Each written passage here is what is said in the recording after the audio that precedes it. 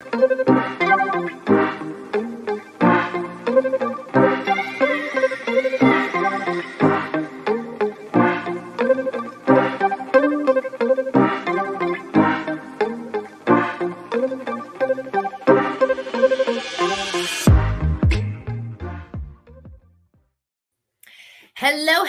everyone. Welcome back to CRE Power Hour. My co-host, Lisa Marie Wand, is off doing something, probably some big deal, right? I mean, she had a huge deal a few weeks ago, so she's probably doing that. But I'm excited today because it's very rare that we are able to unveil an MAI appraiser that is a female. I love it, Angela. Everybody welcome Angela Hernandez to the show today. She is visiting with us from Sacramento, California. And Angela, I love it because you're young, you're MAI. Tell the audience what that even means. Yeah, thank you very much for having me, Stephanie. So again, Angela Hernandez here. So an MAI really used to be an acronym for a member of the Appraisal Institute, but it's effectively a doctorate level appraisal education.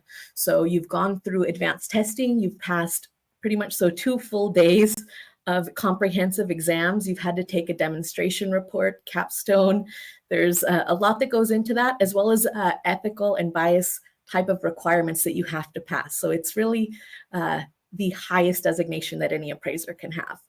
Wow, that's impressive. And I've worked with a lot of MAI appraisers from all over the country. And I say that because, one of the things we love to showcase on the show is women in commercial real estate. We love the men too. We have them on.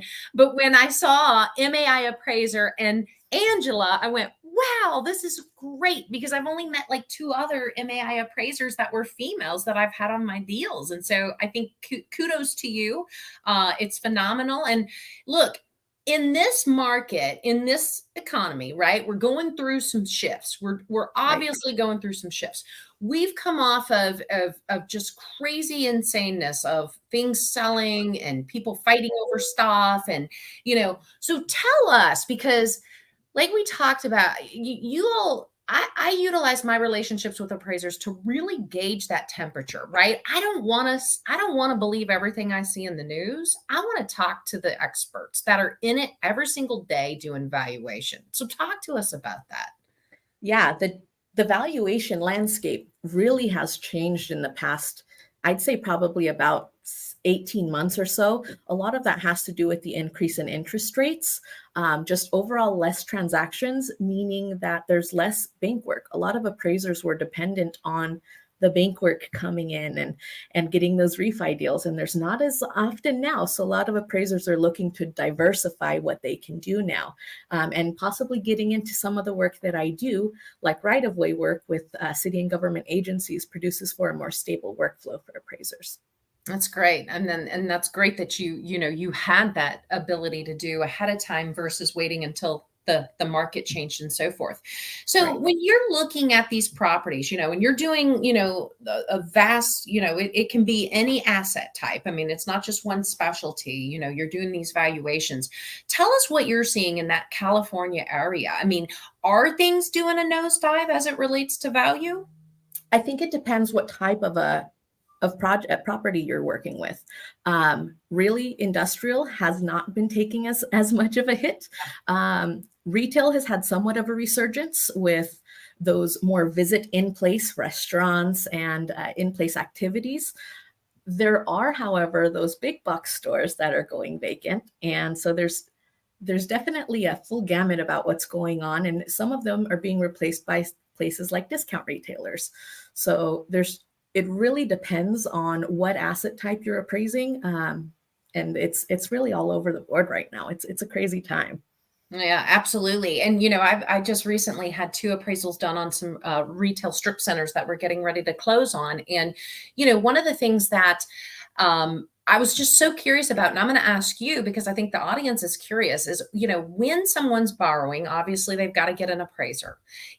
Obviously that interest rate is much higher today than it was, even 8 months ago, right? Right.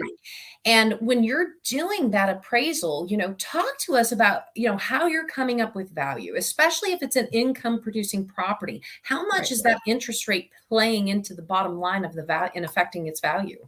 Yeah, it with an income producing property, that interest rate really is impacting your cap rate. So you have to understand that transactions that took place a year ago, those cap rates are likely not sufficient to utilize as comparables today. Understanding what current cap rates are is really your biggest challenge. There hasn't been as many transactions, so it's tough to hang your hat on a particular cap rate.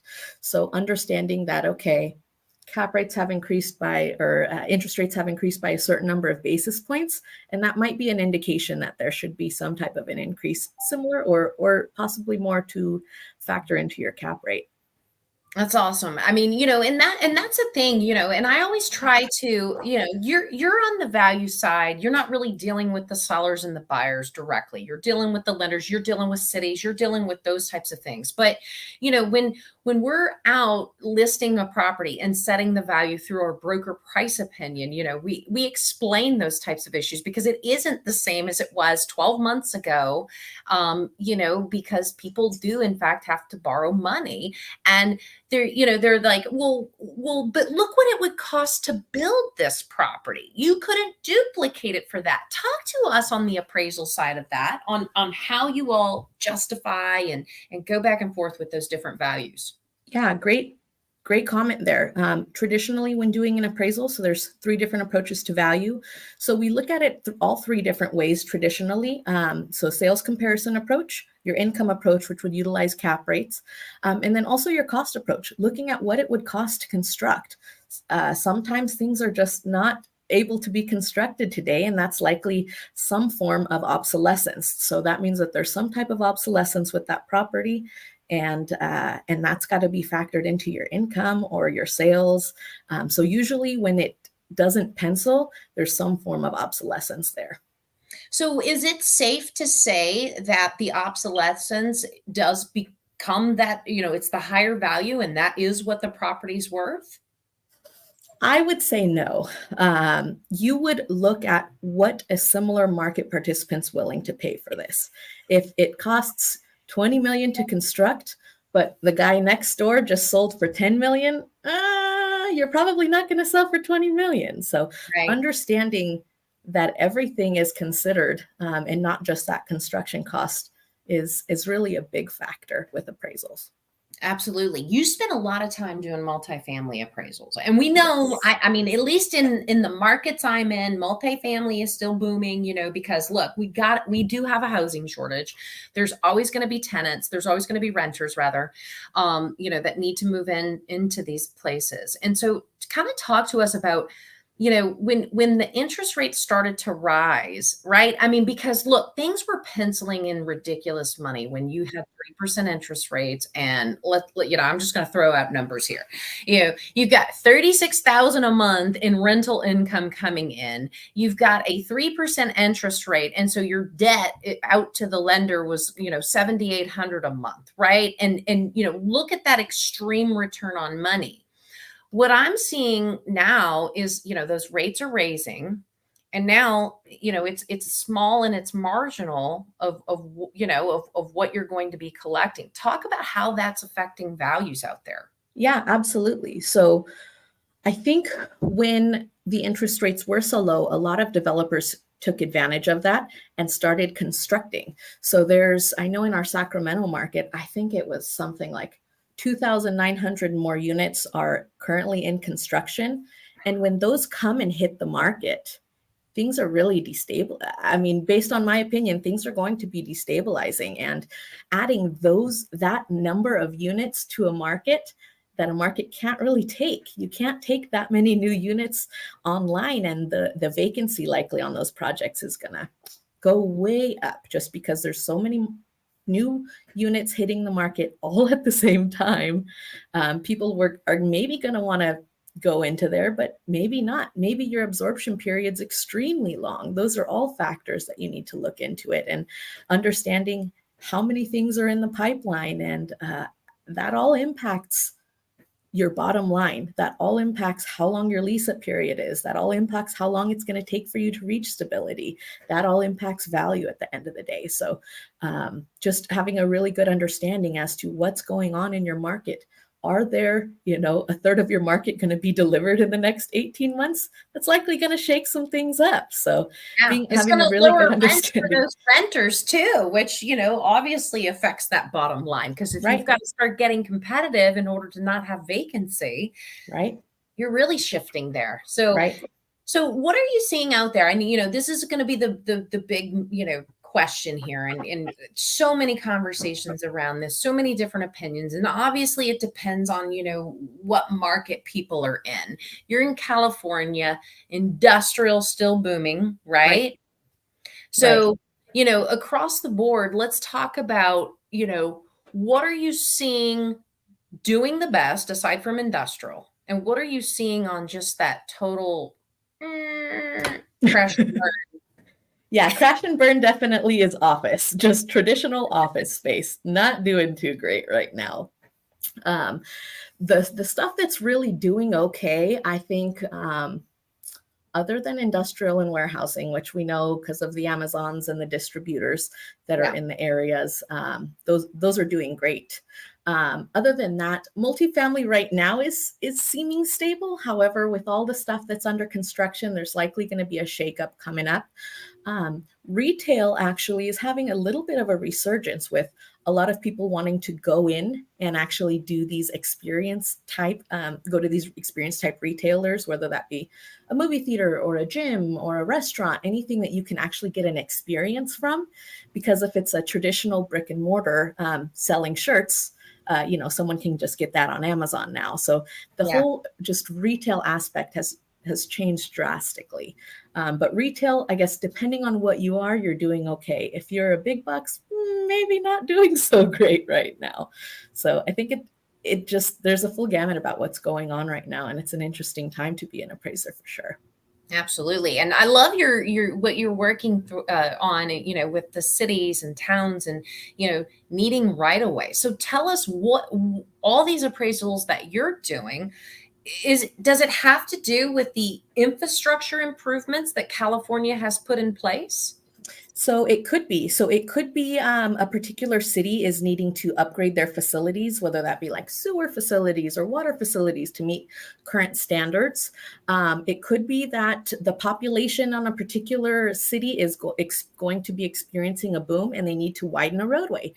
So they need to purchase additional rights from the property owners that are adjacent. Let's say in that roadway example, they need to purchase an additional 10, 20 feet from these property owners in order to complete the roadway widening and expansion process. And every time that happens, an appraisal is done. And that's where someone like me comes into the consideration. I do a lot of right-of-way work. I think I'd say probably about 90% of my work right now is right-of-ways with city and jurisdictions, government agencies.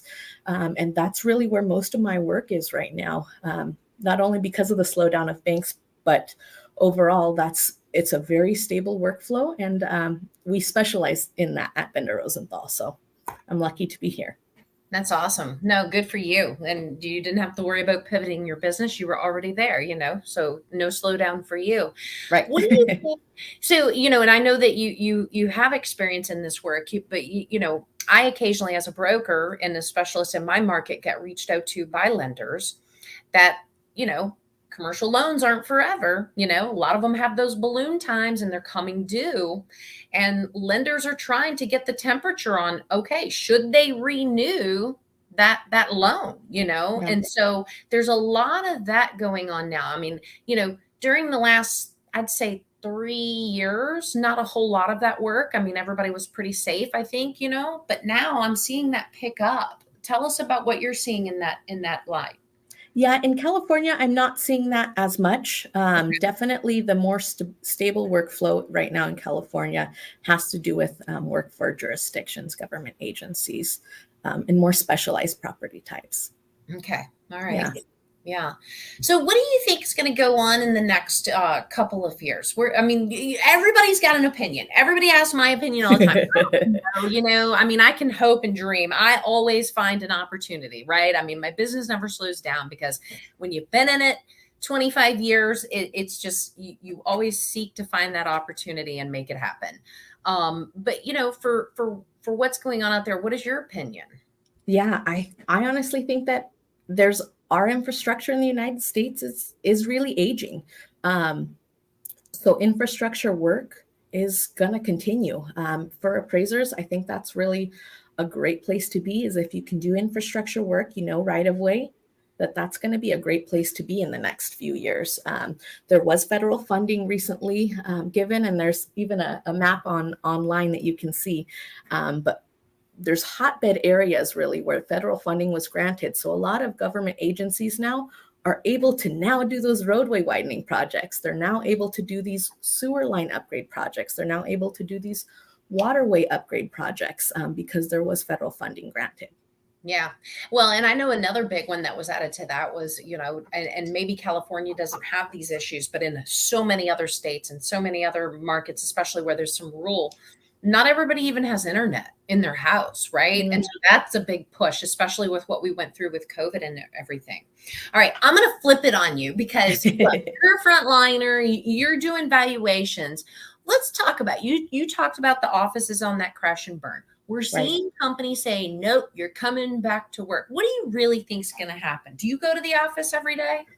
I do, but that's because I have a toddler. So working from home is quite difficult. So coming to the office, and I honestly appreciate the social aspect of like, hey, appraiser friend next door, this is what I'm working on. What do you think? Have you dealt with something similar? And being able to bounce ideas off of other appraisers in office is extremely valuable. And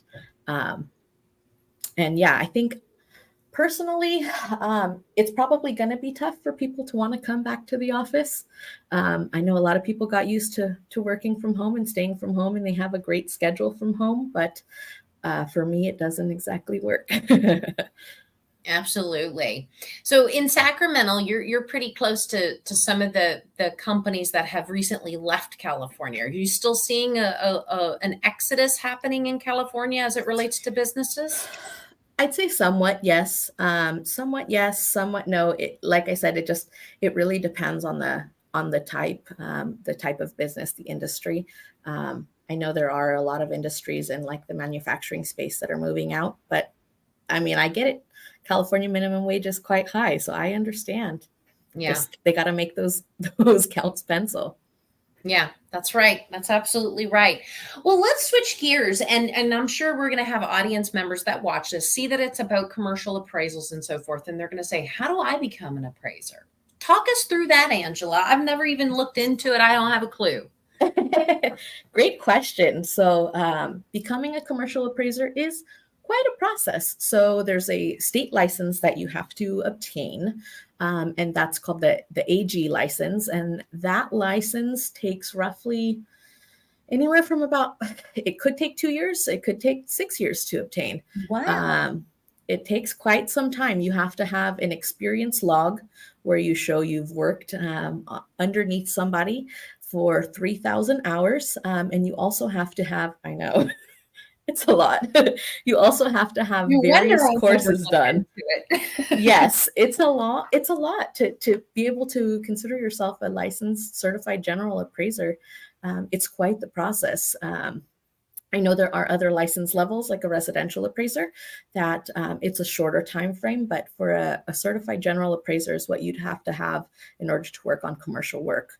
So that certified general appraisal license is what takes the longest time. So it's about 3,000, like I said, 3,000 hours of work underneath somebody, as well as various courses. And then on top of that, if you'd like to get a designation, there's another little step that you've got to work through. So it's quite a lot. You also have to have a bachelor's as well as a few other prereqs. So it sure is a process to get a certified general license. So you have to have a bachelor's degree from college. Mm-hmm. Wow, because real estate, you just have to be 18 years old and have a high school diploma. Oh wow. Yeah, Yeah. definitely different. Yeah, definitely. Wow, that's impressive. So how many MAI appraisers are in America now? Do you know? Ooh, I'm not sure. Yeah, I'm not sure about that. That would be interesting to find out. Because I think at one time there was less than 7,000. Does that sound about right? Wow. Possibly. Yeah, I Possibly. don't know. Yeah. You should have looked that up. I didn't I even think know. I know. I want to go type it up right now. of MAI. Oh man, that's the no, but that is, but it is real. I mean, it is true. And then if you look at that, I was having this conversation. It was about 2 years ago with another female MAI, and she was like, "Well, there's less than she's the one that was telling me all this." And then she said, "If you look at the female ratio, there's even way less." And I forget those numbers, but yeah, we should have looked that up and been prepared to tell our audience. No, I believe it's something like 20% of licensed cert general appraisers are women. So if we're estimating that it's 7,000 in total, and pardon me, Yeah, about 20% of that are women, there's not very many of us. that's true. You're a rarity. You're a rarity. So, Angela, so what is your long-term goal in business? Are you going to stay doing, these appraisals, or are you going to move into other ways of doing things? I've thought about it. I've definitely thought about expanding. I think I already know how things generally work within the valuation space. So I've thought about expanding my knowledge to maybe brokerage one day. We'll see. But right now, I think I am at a good spot with appraisals and the work that I do in right of way, and I think it's a specialty, and I love doing it. So I have no reason to change at this time. That's awesome. That's awesome. Any advice for our viewers out there if they wanting to get into appraising? Yeah, I'd say contact your local Appraisal Institute chapter. I'm really involved with our local Appraisal Institute chapter, NorCal chapter. I'm a member of the board, and I'm also a member of the Women's Initiative Committee. We're a committee of women. We meet once a quarter. We encourage each other. We help each other on appraisal assignments. We are trying to band and make a really strong team of women appraisers. And men can obviously join the group too. So that's not the only prerequisite. You can join, but really creating a safe space for other women appraisers, especially when they're maybe the only ones in their offices, and understanding that your opinions are valid. And there's other people like you out there, and there's other people to help you out there. Awesome, awesome, awesome. I'm going to throw a statistic. I like numbers, and you obviously doing values like numbers too. So, how many appraisals are you doing in a given week or month? Oh, I have to get my HP12C. I That's love how it. you know the true mark of an appraiser, if they There have their you go. HP12C. Yeah, good question. It depends. However, could probably say about one a week is traditional for the type of work that I do. One a week is probably about safe. So let's just say about 4 a month. Is that because it takes so many more hours to do it, or? Yeah, great question. So with right-of-way work, all of the comparable sales that you utilize in your report, or comparable rents, any kind of lease comps or sales comps that you use, have to be personally confirmed with somebody. So Oh, sometimes calling up the listing agent or calling up the sales agent, and they don't want to call you back. wow. So it takes a little while. So So every appraisal you do is a scavenger hunt. pretty much, I have to Oh find my you goodness. somehow. Now I know why I'm not an appraiser. I'm like, okay, let me see if I can find their email. Oh man, they switched companies. Let me go see if I can find where they are at now. Okay, let's go see if I can contact them. So being able to contact those agents that, like you said, have boots on the ground. I love doing that. I love confirming direct property sale details with them, because they give me the best information about that neighborhood, that market, that specific property type. And there's, they'll say, yeah, buyers are looking for high ceilings right now, or buyers are looking for this right now. Buyers are looking for roll-up doors that are 20 feet high, or 40 feet high, or the buyers are looking for these really intricate racking systems. Great. Those are all considerations that I utilize in my report. So getting able to talk to somebody that was intimately involved with one of my comps, So helpful. Very helpful. So what technologies and data sources do you rely on to even get to find who it is you need to call? Yeah, CoStar, we utilize CoStar often. Traditional MLS systems, if it's kind of a smaller property type, sometimes like those duplex, quadplex, triplex, those all transact on MLS systems.